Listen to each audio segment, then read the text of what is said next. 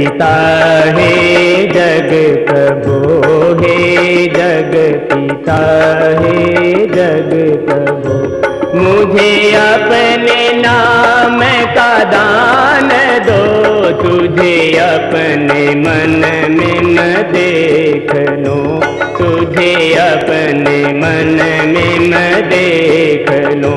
वह ज्ञान दो, वह ध्यान दो, हे जग पिता हे जग प्रभु, हे जग पिता हे जग प्रभु।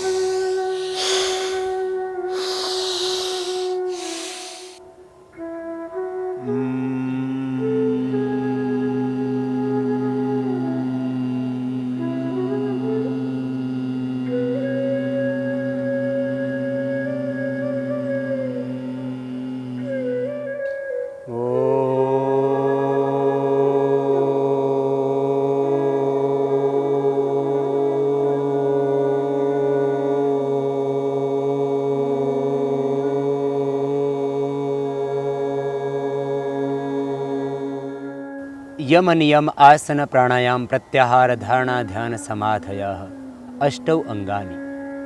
महर्षि पतंजलि ने योग सूत्रों के अंदर यम नियम आसन प्राणायाम प्रत्याहार धारणा ध्यान और समाधि के रूप में अष्टांग योग का वर्णन किया है।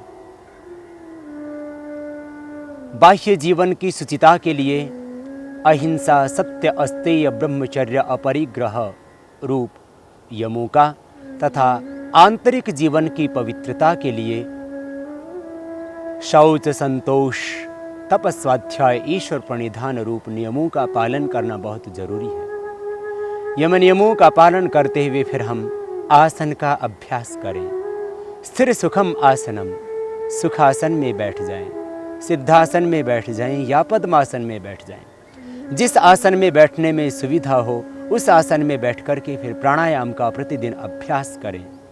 प्राणायाम के करने से समस्त शारीरिक रोग दूर होंगे, मानसिक व्याधियों से छुटकारा मिलेगा और हम आत्मस्थ होकर के स्थित प्रज्ञ होकर के अपने ही आत्मा में उस विश्वात्मा को देख पाएंगे, जान पाएंगे, अनुभव कर पाएंगे। तो सबसे पहले बैठे हम सिद्धासन सुखासन या पद्मासन में। बाएं पैर की एड़ी को सीवनी नाड़ी से लगा करके दाहिने पैर की एड़ी को बाएं पैर की एड़ी के ऊपर, पंजा एक दूसरी पिंडली और जंघा के बीच में, दोनों घुटने जमीन पर और दोनों हाथ घुटनों के ऊपर, 3 अंगुलियां खुली हुई और पहली अंगुली और अंगुष्ठ इनके अग्रभाग आपस में मिले हुए, यह ध्यान मुद्रा ज्ञान मुद्रा है। इस ज्ञान मुद्रा या ध्यान मुद्रा में बैठ करके आप प्राणायाम का अभ्यास करें। यदि आपको वात रोग है तो आप वायु मुद्रा में पहली अंगुली को जब अंगुष्ठ के मूल में लगा देते हैं तब वायु मुद्रा हो जाती है। इसमें बैठ करके भी हम प्राणायाम का अभ्यास कर सकते हैं। और सिद्धासन के अतिरिक्त आप पद्मासन में दाहिने पैर को उठा करके बाएं जंघा पर रख देना और बाएं पैर को उठा करके उसके पंजे को दाएं जंघा पर रख देना, और संभव हो कि दोनों पैर की एड़ियां नाभि के दोनों ओर लग जाएं तो यह हो जाता है पद्मासन। इसमें बैठ कर के भी प्राणायाम किया जा सकता है। जो सिद्धासन या पद्मासन में न बैठ सकते हों वे सुखासन में, जिसमें आराम से आप सीधे बैठे हों और मेरुदंड आपका सीधा हो, ऐसे आसन में बैठ कर के भी आप प्राणायाम कर सकते हैं। जो व्यक्ति नीचे न बैठ सकते हों वे कुर्सी पर बैठ कर के भी प्राणायाम का अभ्यास कर सकते हैं। और अब करते हैं हम प्राणायाम की प्रक्रिया में सबसे पहले भस्त्रिका प्राणायाम। सांसों को भीतर गहरा भरेंगे और बाहर छोड़ेंगे। प्रसन्नता से, आनंद से, शांत चित्त होकर के धैर्य से सांसों को भीतर गहरा भरना, फेफड़ों तक, डायफ्राम तक, पेट में नहीं भरना। पेट में कोई भी ऐसा ऑर्गन नहीं है, कोई भी ऐसी ग्रंथि नहीं है आपके उदर के अंदर जो ऑक्सीजन को अवशोषित करती हो। इसलिए ऑक्सीजन को एब्जॉर्ब करते हैं हमारे फेफड़े, हमारे लंग्स। इसलिए सांसों को भीतर गहरा फेफड़ों में ही भरना, पेट में नहीं। सांसों को गहरा भरेंगे भीतर, पवित्रता, दिव्यता, शक्ति, ऊर्जा, पवित्रता का आधान करते हुए गहरे सांस भीतर भरें और बाहर छोड़ें।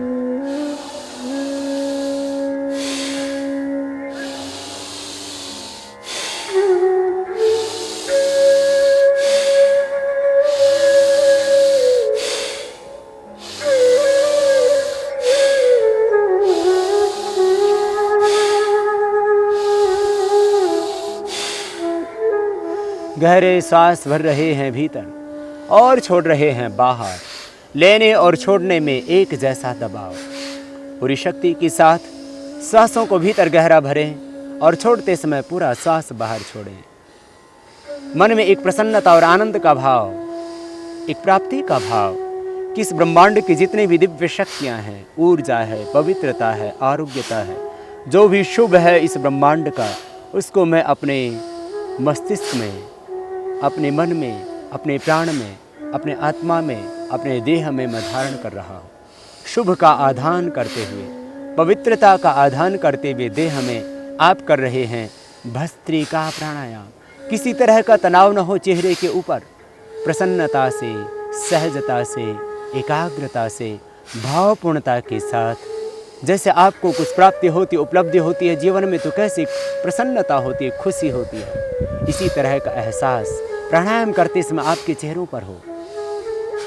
जब जब थकान लगे तब तब बीच में विश्राम कर लें, फिर दोबारा से करेंगे। हृदय को स्वस्थ बनाने के लिए, फेफड़ों को स्वस्थ बनाने के लिए, मस्तिष्क संबंधी समस्त व्याधियों से छुटकारा पाने के लिए, जिनको डिप्रेशन की प्रॉब्लम हो वे भस्त्रिका प्राणायाम करना अवश्य है। जिनको माइग्रेन पेन हो वे भी भस्त्रिका प्राणायाम अवश्य करना। माइग्रेन पेन, डिप्रेशन की प्रॉब्लम, पार्किंसन का रोग, पैरालिसिस की समस्या से आपको छुटकारा मिलेगा भस्त्रिका प्राणायाम करके।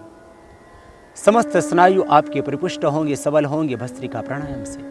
प्राण अपान व्यान उदान समान, ये पंचविध प्राण ही चलाते हैं आपके देह को। इस भस्त्रिका प्राणायाम के करने से आपके पंचविध प्राण परिपुष्ट हो रहे हैं, स्वस्थ हो रहे हैं, ऊर्जावान हो रहे हैं। ऐसा विचार करते हुए करें। फिर से एक बार प्रारंभ।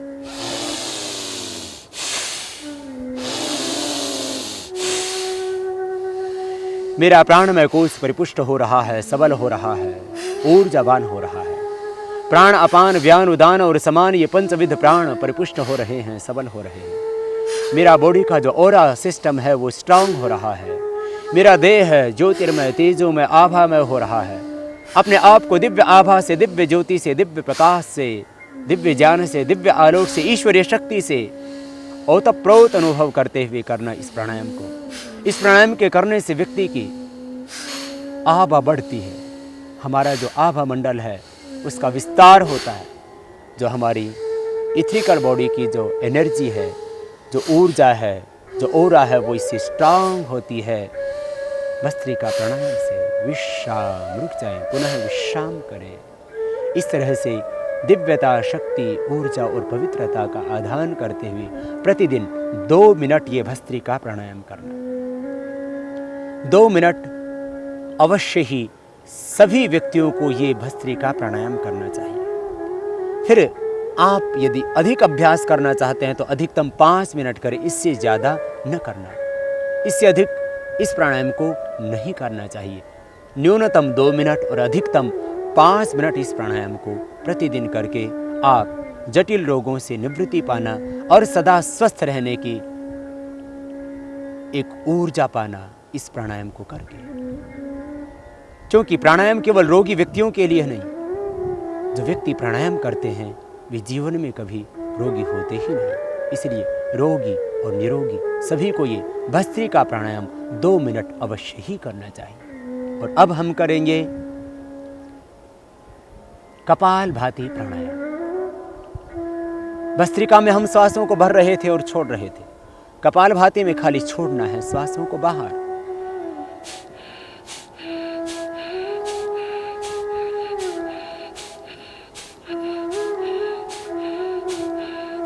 श्वासों को बाहर छोड़ रहे हैं। और जब श्वासों को बाहर छोड़ते हैं तो उदर का आकुंचन होता है सहज, पेट जाता है अपने आप अंदर। प्रयत्न पूर्वक श्वासों को बाहर छोड़ना, पेट अपने आप जाएगा अंदर। जैसे वॉमिटिंग होता है तो कैसे आपका पेट अंदर खींच जाता है, जैसे आप नाक साफ करते हैं तो कैसे पेट खींचता है। सांस को बाहर ही धक्का देना, पूरे प्रयत्न से, पूरी शक्ति से। एक ही विचार, एक ही संकल्प कि मैं श्वास को बस बाहर छोड़ रहा हूं। और जैसे आप श्वास को बाहर छोड़ते हैं तो पेट अपने आप जाता है अंदर। होता है कपालभाति प्राणायाम।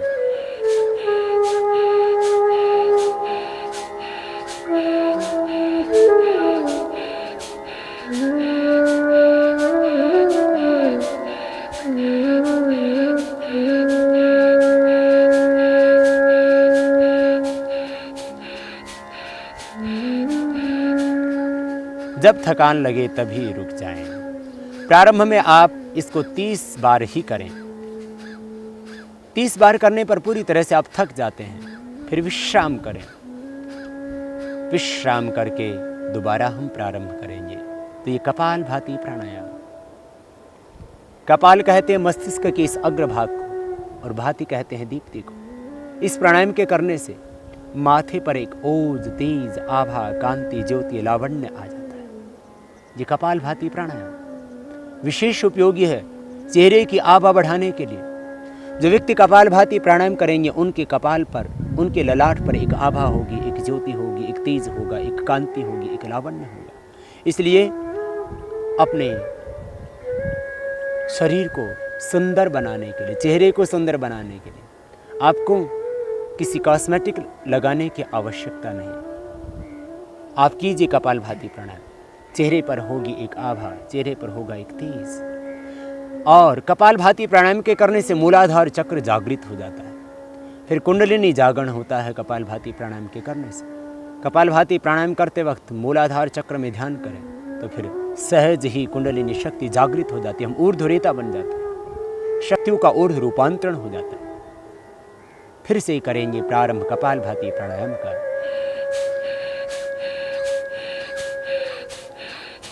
सांस को पूरी शक्ति के साथ में बाहर छोड़ रहे हैं और मन में है एक संकल्प, एक विचार कि मेरे शरीर में जितने भी रोग हैं, विकार हैं, दोष हैं, अशुद्धियां हैं, सब बाहर निकल रही हैं। शरीर में जब विजातीय तत्व संग्रहित होते हैं तभी रोग पैदा होते हैं। आप कपालभाति प्राणायाम को करते समय मन में विचार करें कि मेरे शरीर में जितने भी टॉक्सिन्स हैं, ऑक्सीडेंट्स हैं, सब बाहर निकल रहे हैं। जब शरीर में टॉक्सिन्स रहेंगे नहीं, शरीर में जब ऑक्सीडेंट्स रहेंगे नहीं तो व्याधियाँ कैसे समा सकती हैं देह में। इसलिए विचार करें शरीर की जितनी भी नेगेटिव एनर्जी है सब बाहर निकल रही है। रोग, विकार, दोष बाहर निकल रहे हैं। चित्त में भी जो जन्म जन्मांतरों के अशुभ विचार थे, संस्कार थे, वे सब बाहर निकल रहे हैं। कॉन्शियस, अनकॉन्शियस और सब कॉन्शियस माइंड में जो भी अशुभ था सब बाहर निकल रहा है। जब थक जाएं तभी रुक जाएं। अपनी शक्ति का अतिक्रमण न करें। फिर से विश्राम करें बीच में एक बार। जिनको हार्ट की प्रॉब्लम हो, जिनको हाई ब्लड प्रेशर हो, उच्च रक्तचाप के रोगियों को और हृदय रोगियों को मध्यम गति से इस प्रकार से करना चाहिए ये प्राणायाम।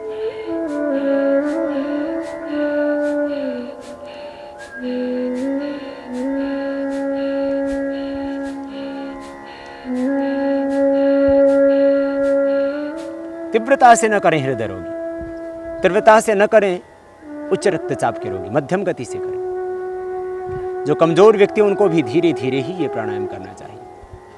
और जब थक जाएं तभी रुक जाएं, अपने बल का, अपनी शक्ति का अतिक्रमण न करें।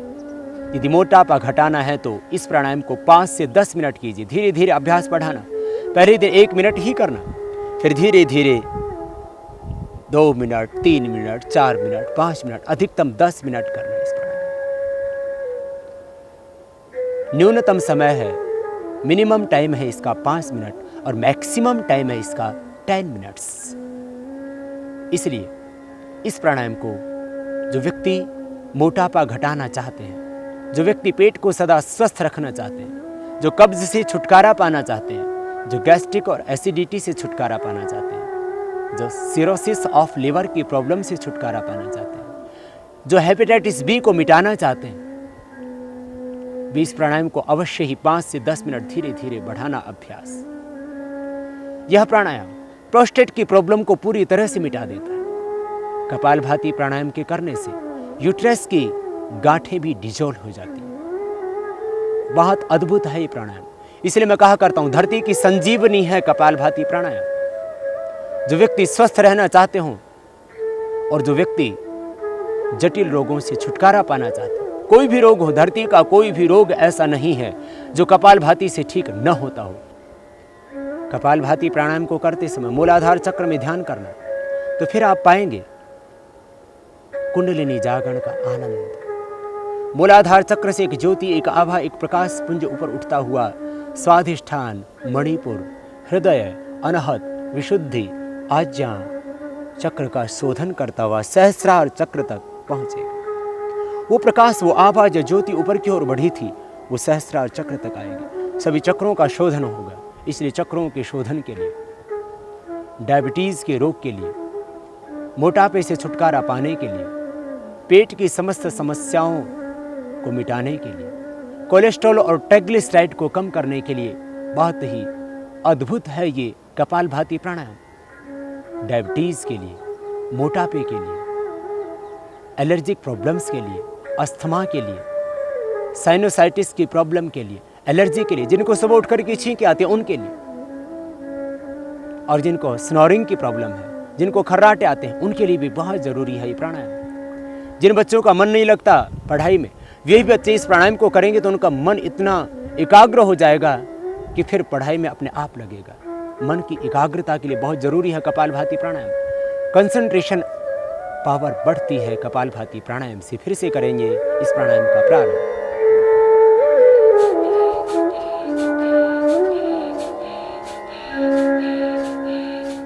सांसों को बाहर छोड़ रहे हैं, पेट अंदर जा रहा है।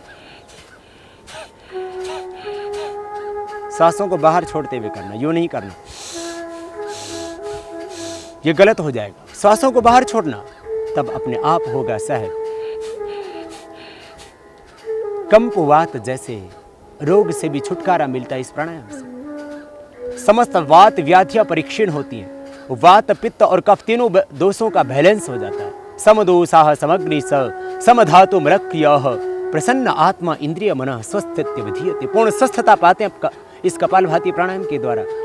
समदोष हो जाते हैं, समग्नि हो जाती है, धातुएं सम हो जाती हैं, मल का विसर्जन ठीक से होने लगता है, शरीर की सारी क्रियाएं अपने आप व्यवस्थित हो जाती हैं। आपके चेहरे पर एक प्रसन्नता आती है, मन में एक आनंद आता है, उत्साह आता है, जीवन में एक दिव्यता आती है। प्रसन्न आत्मा इंद्रिय मन। इस कपालभाति प्राणायाम के करने से एक प्रसन्नता, एक आनंद आपके जीवन में आएगा। आप पूर्ण स्वस्थता पाएंगे कपालभाति प्राणायाम से। विश्राम पुनः जाए।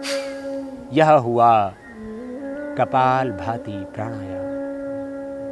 धरती की संजीवनी है कपालभाति प्राणायाम। आतुरों के लिए, रोग से पीड़ित व्यक्तियों के लिए, चाहे किसी को कैंसर है, चाहे किसी को हेपेटाइटिस बी है, चाहे किसी को एड्स की प्रॉब्लम है, सबके लिए जरूरी है ये प्राणायाम। और सब रोगियों के ऊपर एक एक पर नहीं, लाखों लाखों व्यक्तियों पर प्रयोग करके हमने पाया है कि कपालभाति के बराबर न कोई दूसरी औषध है, न कोई दूसरी योग की विधा है। इसलिए हम कपालभाति प्राणायाम को विशेष रूप से कराते हैं। और योग के मनुष्यों ने षट कर्म में भी इसका वर्णन किया। धोतिर्बस्ति तथा नेति ही त्राटकम नोलिकम तथा कपाल भातिश्च एतानि षट कर्माणि प्रचक्षते। यह है कपाल भाति। कपाल भाति को अवश्य ही 5 मिनट तो कम से कम जरूर करना। आपको भोजन मिले या न मिले, आप नाश्ता करें या न करें, लेकिन कपाल भाति प्राणायाम को अवश्य करना। कपाल भाति प्राणायाम आपके जीवन का एक संकल्प होना चाहिए। आप प्रतिज्ञा करें कि मैं कपाल भाति प्राणायाम बिना किए भोजन नहीं करूंगा, कपाल भाति करके ही भोजन करूंगा, कपाल भाति करके ही नाश्ता करूंगा, उसके बिना मैं नाश्ता नहीं करूंगा, मैं भोजन नहीं करूंगा। फिर देखना, जिंदगी में कभी आपको कोई भी रोग नहीं हो सकता। लाखों रुपए की बचत होगी, शरीर आपका स्वस्थ होगा, भगवान का दिया हुआ ये देह रूपी मंदिर फिर देवालय बनेगा। ये देह देवालय है। लोग कहते हैं शरीर व्याधि मंदिरम, अपने आप ही घड़ लेते मंत्र। कौन से शास्त्र में लिखा है शरीर व्याधि मंदिरम? ये देह तो देवालय है, भगवान का घर है। आप कपालभाति प्राणायाम करना और इस देह को देवालय बनाना, फिर भीतर से अपने आप को जानना, अपने आप को पाना, फिर अपने ही इस अंतर में उस ब्रह्म को पाना। एकाग्रता मिलेगी, ध्यान में गहरे उतरेंगे कपालभाति प्राणायाम से। फिर से एक बार करेंगे और फिर आगे बढ़ेंगे।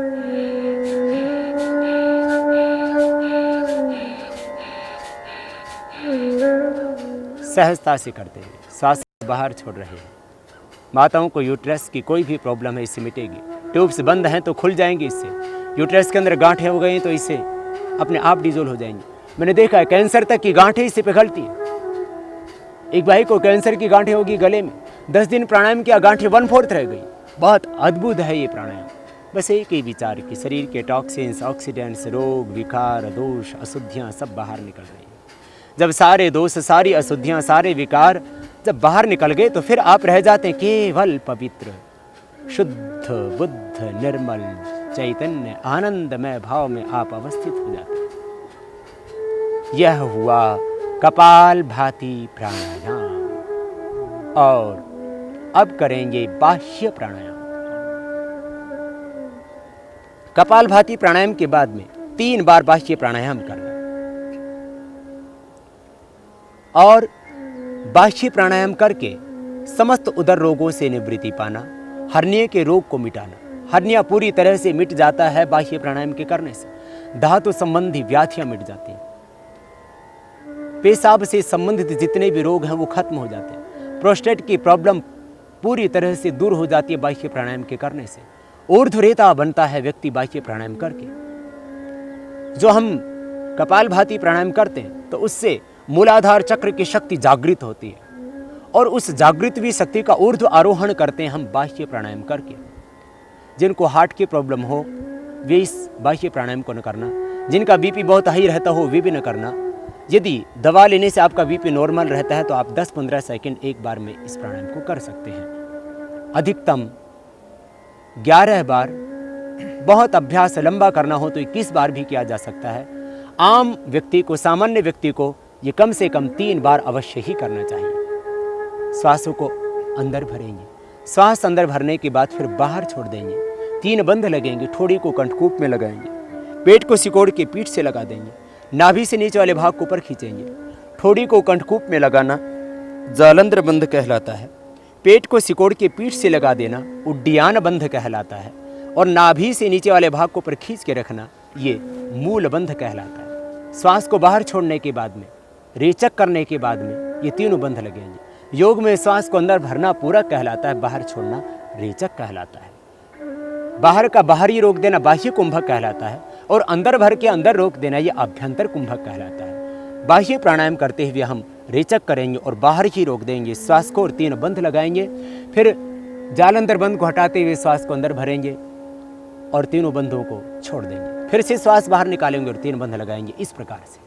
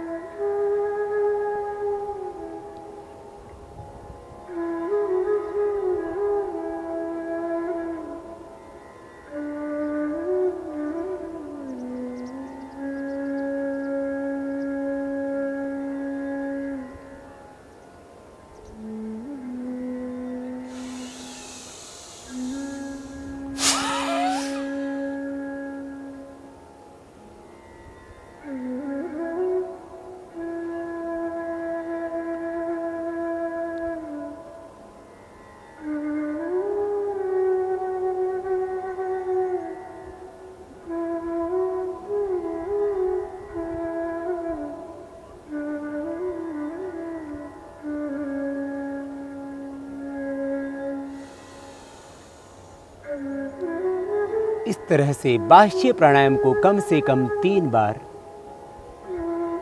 से लेकर के 5 बार तक रोज करना।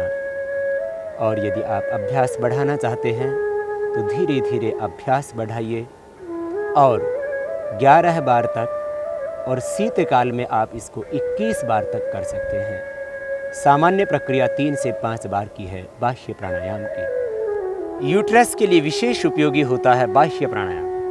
जिन माताओं बहनों का यूट्रस बाहर निकलता हो या ट्यूब्स बंद हो, उनके लिए भी विशेष उपयोगी है बाह्य प्राणायाम। हर्निया के रोगियों के लिए विशेष उपयोगी है बाह्य प्राणायाम। साथ ही समस्त उदर रोगों से छुटकारा दिलाता है बाह्य प्राणायाम। बाह्य प्राणायाम करने के बाद में अब हम करेंगे अनुलोम विलोम प्राणायाम। हमारे शरीर के अंदर 72 करोड़ 72 लाख 10,210 नाड़ियां हैं। उन समस्त नाड़ियों का शोधन होगा अनुलोम विलोम प्राणायाम के द्वारा। वाम और दक्षिण, बाएं और दाहिने नाक का आलंबन लेके हम करेंगे अनुलोम विलोम प्राणायाम को। बाएं को ही चंद्र स्वर और दाहिने को सूर्य स्वर कहते हैं योग शास्त्र में। बाईं नाड़ी को इड़ा नाड़ी और दाहिनी को पिंगला नाड़ी कहते हैं। दाहिने हाथ को ऊपर उठाएं, दाईं नासिका को बंद करें, चंद्र स्वर से प्रारंभ करेंगे। इसी को चंद्र को ही गंगा और सूर्य को ही यमुना और मध्य को सरस्वती कहते। गंगा यमुना सरस्वती त्रिवेणी सब भीतर ही है। दाहिने नाक को बंद किया, बाएं से श्वास को भीतर भरें धीरे धीरे। पूरा श्वास भीतर फेफड़ों में भर गया। अब बाएं को बंद करें बीच की मध्यमा और अनामिका उंगली से, और दाएं से बाहर छोड़ें। अब दाएं से अंदर भरें और दाएं नाक को बंद करें अंगूठे के माध्यम से, बाएं से बाहर छोड़ें। अब बाएं से लें, दाएं से बाहर छोड़ें, दाएं से लें, बाएं से बाहर छोड़ें, बाएं से लें, दाएं से बाहर छोड़ें, दाएं से लें, बाएं से बाहर छोड़ें। ये क्रमबद्धता चलती रहे।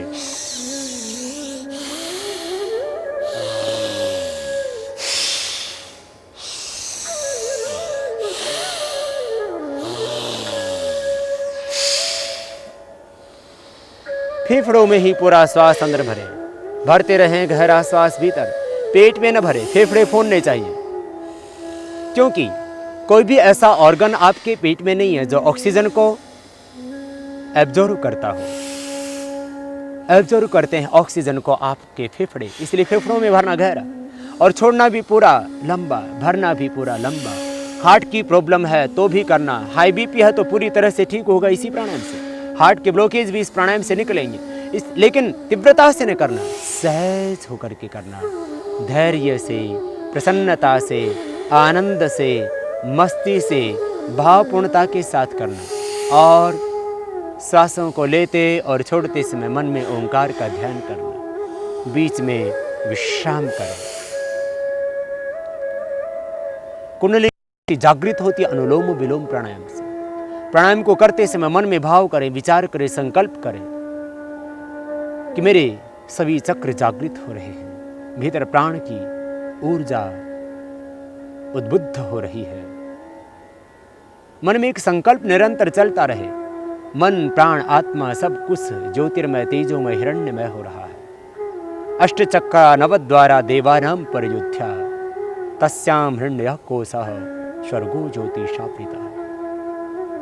भगवान अथर्ववेद में कह रहे हैं, ये देह अष्टचक्रों 9 द्वारों से युक्त देवों की नगरी पूरी अयोध्या है। इसी के अंदर एक अमृत से भरा हुआ अथाह भंडार है। आओ हम पाएं उस अमृत के खजाने को अनुलोम विलोम प्राणायाम करते वक्त। फिर से लगाएं दाहिनी नासिका के ऊपर दाएं हाथ के अंगूठे को और बाएं से सांस को भीतर भरें और बाएं को बंद करके फिर दाएं से बाहर छोड़ दें। फिर दाएं से भरें, बाएं से बाहर छोड़ दें।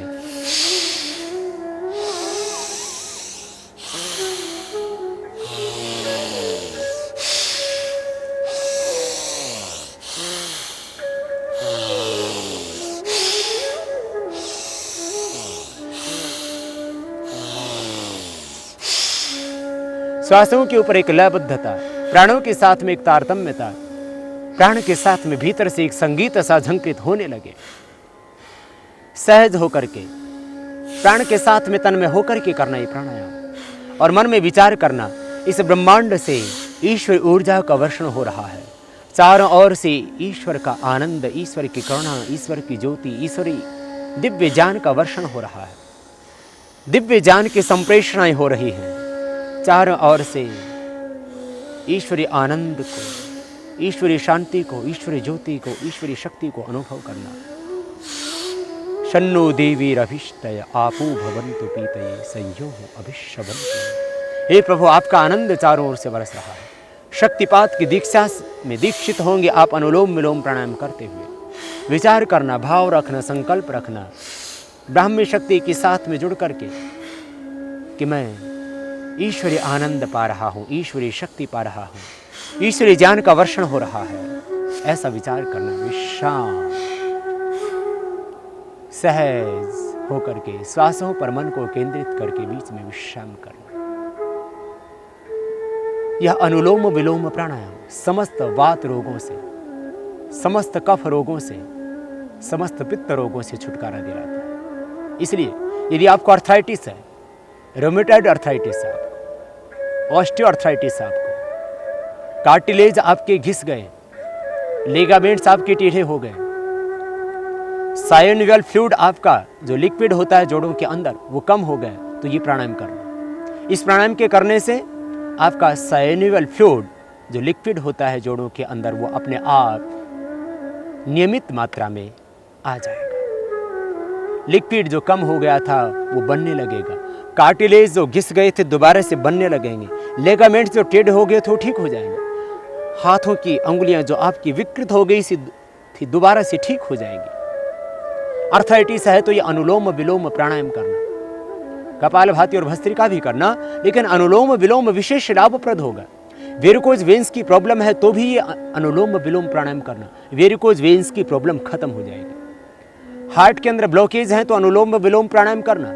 70-80% ही नहीं, 100% तक जिनको ब्लॉकेज थे उनको ठीक किया हमने अनुलोम विलोम और भ्रामरी आदि प्राणायाम करवा करके। इसलिए हार्ट के ब्लॉकेज के लिए, कोलेस्ट्रॉल को कम करने के लिए, ट्राइग्लिसराइड को कम करने के लिए, स्नोफिल्स को कम करने के लिए, जितने भी प्रकार की शरीर में टॉक्सिसिटी बढ़ी हुई होती है, ऑक्सीडेंट्स बढ़े हुए होते हैं, उनको नियमित करने के लिए जरूरी होता है अनुलोम विलोम प्राणायाम। इसलिए नियमित रूप से इसको करना और पाना हृदय रोगों से छुटकारा, पाना कोलेस्ट्रॉल से मुक्ति, पाना ट्राइग्लिसराइड से मुक्ति।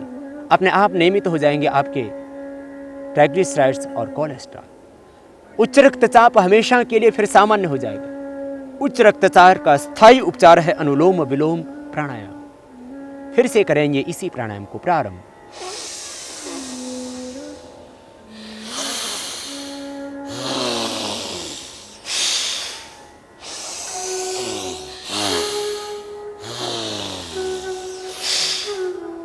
बाएं से लेना निरंतर, दाएं से छोड़ना, फिर दाएं से लेना और बाएं से छोड़ना।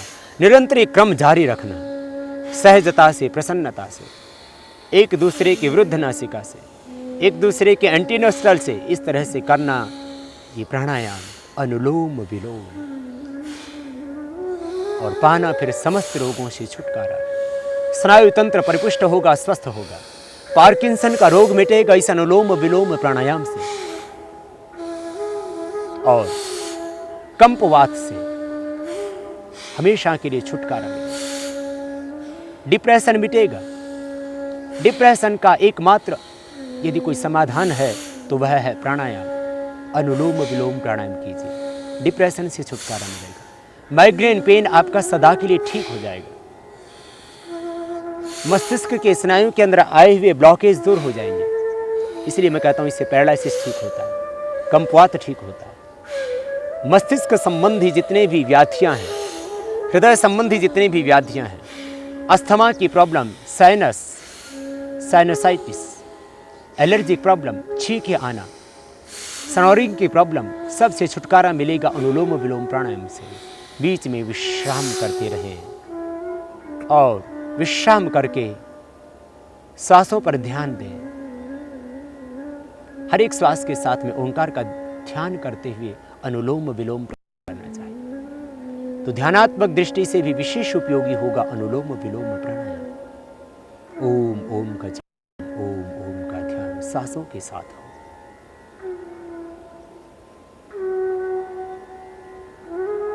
कुंडलिनी शक्ति की जागरण के लिए बहुत जरूरी है अनुलोम विलोम प्राणायाम।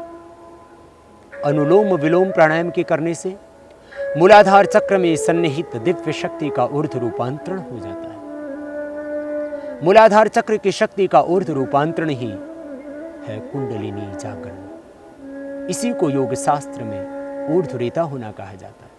वेदों में स्वयं परमात्मा कहते हैं तुम ऊर्ध्वरेता बनो, प्राणायाम करके मृत्यु पर विजय पाओ। प्राणापानो मृत्युर्मापातम।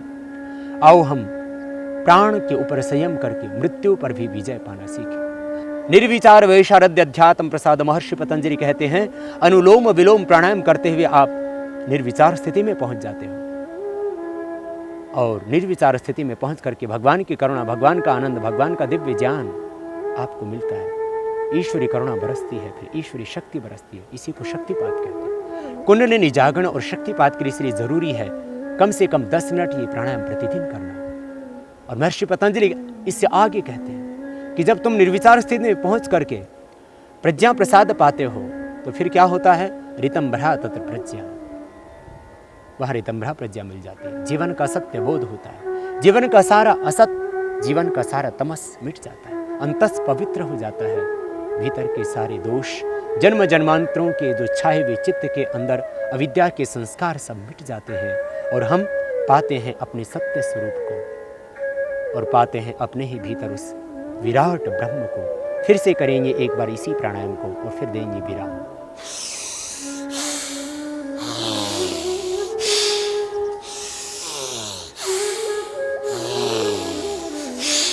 विश्राम। और अब सहज होकर के, अंतर्मुख होकर के, स्थित प्रज्ञ होकर के आज्ञा चक्र में मन को केंद्रित करते हुए, मन तो अपने आप ही सहज एकाग्र हो जाता है प्राणायाम से। आज्ञा चक्र में मन का निग्रह करते हुए आप करेंगे भ्रामरी प्राणायाम, ब्रह्म का आह्वान। मन में विचार करना ओंकार विश्व नियंता शक्ति, ओंकार सच्चिदानंद स्वरूप परमात्मा। ओंकार का ध्यान करते हुए आज्ञा चक्र में मन एकाग्र रखते हुए नाद में उच्चारण करेंगे ओंकार का। मुख बंद रहेगा, नासिका से श्वास लेना और नासिका से भ्रमर की तरह ध्वनि करते श्वास को बाहर छोड़ना है। कान बंद होंगे अंगूठों के माध्यम से। कान के ऊपर जो भाग ऊपर उठा हुआ है उस ढक्कन से भाग को अंदर दबाएंगे, बंद कर देंगे, और पहली उंगली रखेंगे माथे पर, शेष 3 उंगलियां मिली हुई, और नासिका के और आंख के मूल में यहां पर पहली उंगली को लगा देंगे। बीच वाली उंगली जो है उसको इस तरह से लगाएं। 3 उंगलियां मिली हुई, इनमें से जो पहली उंगली है उसको आंख और नाक का यहां पर जो मूल भाग है यहां पर हल्का सा लगा करके दबाइए, और आज्ञा चक्र में मन को रखेंगे केंद्र। तो आज्ञा चक्र में एक आभा, एक ज्योति पुंज, एक प्रकाश पुंज स्वतः आपको दिखाई देगा, और उस दिव्य आभा में, उस प्रकाश पुंज में, उस दिव्य आलोक में, उस दिव्य ज्योति में आप समाहित से हो जाएंगे। ओंकार आनंदमय, ज्योतिर्मय, तेजोमय, शांतिमय है। उस भगवान का आनंद, उस भगवान की करुणा, उस भगवान का दिव्य ज्ञान मुझ पर बरस रहा है। चारों ओर से आनंद स्रोत बह रहा है। परम पिता परमेश्वर के अंदर समाहित होकर के करें। ओंकार उस ब्रह्म का सर्वोपरि नाम है। हिमालय के अंदर स्थित उच्च पर्वत कैलाश पर भी स्वयं परमात्मा ने अपना नाम लिखा, ओम इति एकाक्षरम ब्रह्म। ओम ये एकाक्षर ब्रह्म है। गीता में स्वयं भगवान श्री कृष्ण कहते हैं। और सब ऋषिमुनियों ने इसी ओंकार के जप के द्वारा ब्रह्म तत्व को पाया। इसी ओंकार के जप के द्वारा उन्होंने मोक्ष को पाया। आइए हम भी ओंकार का नाद करेंगे, भ्रामरी प्राणायाम करेंगे। दोनों हाथ के अंगूठे कानों पर लगाएं, श्वास को पूरा अंदर भरें।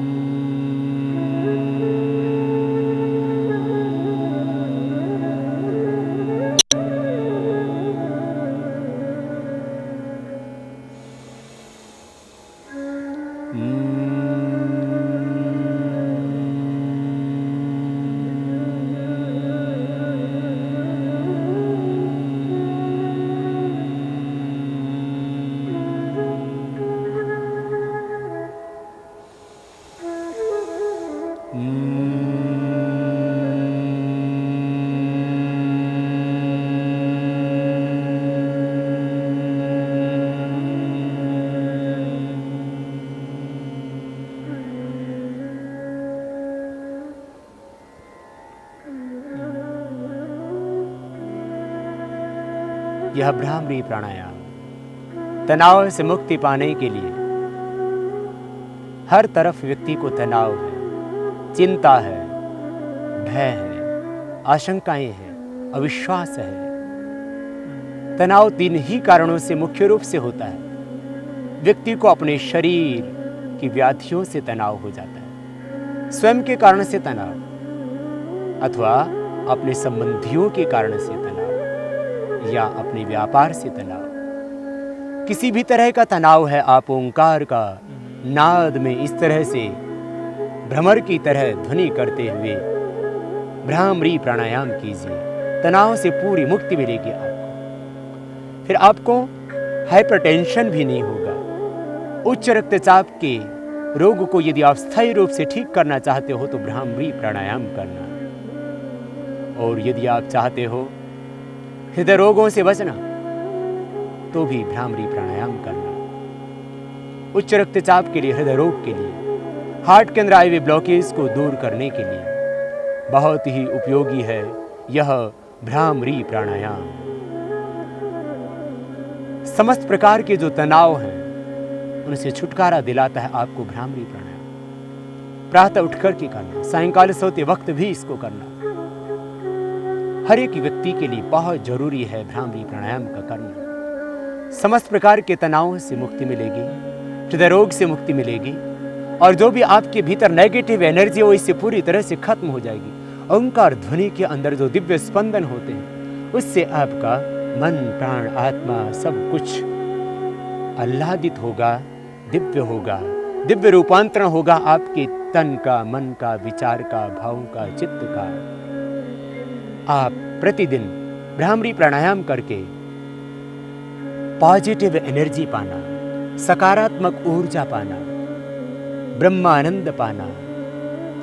भ्रामरी प्राणायाम करने से व्यक्ति के ऊपर शक्तिपात होता है, इसलिए शक्तिपात की दीक्षा से दीक्षित होना चाहते हैं तो भी भ्रामरी प्राणायाम करना। भ्रामरी प्राणायाम के करने से आपको मिलेगा ब्रह्मानंद। जैसे आज हम यहाँ पर गंगा नदी के पवित्र तट पर बैठ करके भ्रामरी प्राणायाम कर रहे हैं, इसी तरह से महर्षि स्वामी दयानंद जी महाराज 18 घंटे बैठ करके ओंकार की उपासना किया करते थे, उद्गीत की उपासना किया करते थे।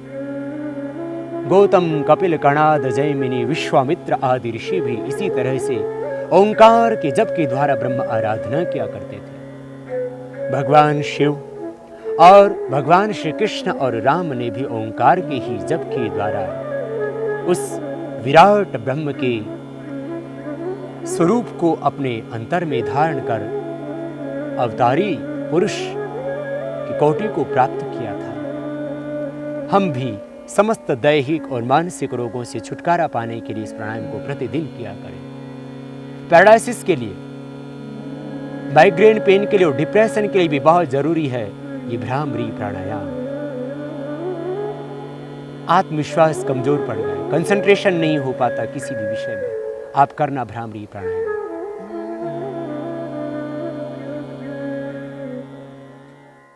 अब हम करेंगे उद्गीत प्राणायाम, ओंकार का उच्चार। आज्ञा चक्र में ही मन की एकाग्रता बनी रहे। भ्रामरी प्राणायाम के करने से जो एक दिव्य आभा, एक ज्योति पुंज, एक प्रकाश पुंज, एक दिव्य आलोक उत्पन्न हुआ था आज्ञा चक्र में, वहीं पर आज्ञा चक्र में ही मन का निग्रह करते हुए जो ईड़ा, पिंगला और सुषुम्ना का संगम है, गंगा, यमुना, सरस्वती का जो संगम है, त्रिवेणी संगम, इस आज्ञा चक्र में मन का निग्रह रखते हुए ओंकार का उच्चारण करेंगे उद्गीत के रूप में, और आह्वान करेंगे उस विश्व नियंता ब्रह्म का। हम उस अमृत के पुत्र हैं, वयम पुत्रम अदितिर्यो विधर्ता, ममेव अंशो जीवलोके जीवभूतः सनातनः।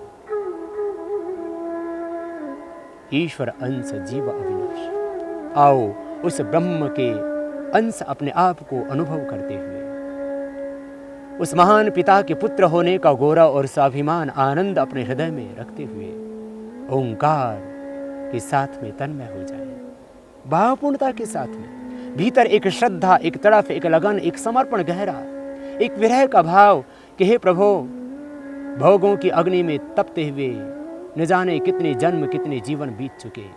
अब प्रभु मुझे योगाग्नि में तपाओ, अब प्रभु अपनी शरण में ले लो, अब मुझे और दुखी न करो प्रभु, अब तो मोक्ष दे दो, अब तो अपना आनंद दे दो, अब तो अपनी अमृतमयी गोद में प्रभु मुझे अवस्थित कर लो। अपने आप को ब्रह्मानंद में अनुभव करते हुए, ये मानते हुए कि मैं उस परमात्मा की आनंदमयी गोद में बैठा हूँ, चारों ओर से मैं ब्रह्म से पूरित हूँ। ब्रह्मेदम अमृतम पुरस्तात्, ब्रह्म पश्चात ब्रह्म दक्षिणतश्च उत्तरेण अधश्च ऊर्ध्वं च प्रसृतम ब्रह्म इदम विश्वम इदम वरिष्ठम। आओ उस ब्रह्म के साथ में तदाकार होकर के बाहर भीतर दाएं बाएं ऊपर नीचे उसी ब्रह्म की शक्ति और सत्ता का अनुभव करते हुए ओंकार का जाप करें, सांस को गहरा भरते हुए और पाएं समस्त दैहिक और मानसिक रोगों से छुटकारा, और जोड़ें अपनी चेतना को वैश्विक चेतना से, आत्मा को विश्वात्मा से, अपने आप को जाने और अपने ही भीतर विद्यमान उस ब्रह्म को पहचाने। आत्म साक्षात्कार और प्रभु साक्षात्कार की राह है यह ओंकार का जप। सांस को भीतर गहरा भरेंगे और फिर ओंकार का उच्चारण करेंगे उद्गीत के रूप में। 3 मात्राएं होंगी ओंकार की और अर्ध मात्रा होगी मकार की। ओ